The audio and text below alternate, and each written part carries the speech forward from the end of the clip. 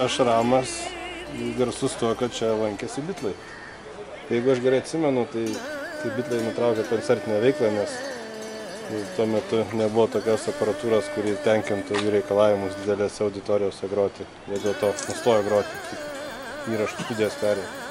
Jie turėjo tokį laiką, tuomet pertrauką buvo pasiskelbę ir kaip ir meditavo, ieškojo savęs ir vienas iš vietų būtent čia buvo. Jie atvyko čia visi 4 ir gyveno, jei neklystų, čia per mėnesį ir pusmetį, neatsimenu.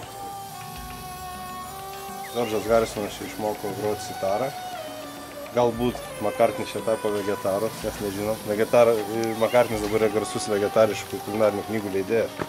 Po to jau net kūryba atsirado tų indiškų motyvų. Turbūt galėdavai medituoti jau visiškai.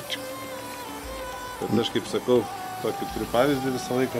Bandau pabrėžti, kad jeigu nori nušvist, nebūtinai tau reikia važiuoti į Indiją. Gali susirasti Lietuvoje apleistą karvių fermą, kad kampe būtų karvašudis normalus padžiūvęs, jį įsmeigi smilkalą, gali ant kėdutės, gali be jos.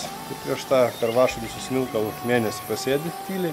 Čia tave dailininkų departamentas aptaškė specialiai, taip? Ne, aš čia pats tyšku savo sultimis.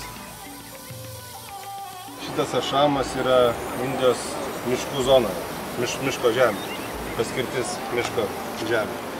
Ir kai skyrė šią žemę šventyklai, tai buvo skirta nemokamai religiniams tikslams. Bet kai pamatė, kad šventykla daro komerciją, tada jos iš čia išmetė ir tai viskas liko.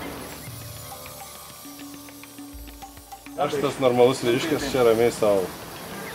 Metu svorį, medituoju. You know, easy shit, yeah.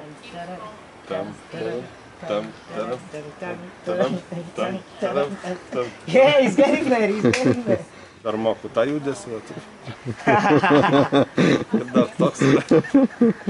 dar toks.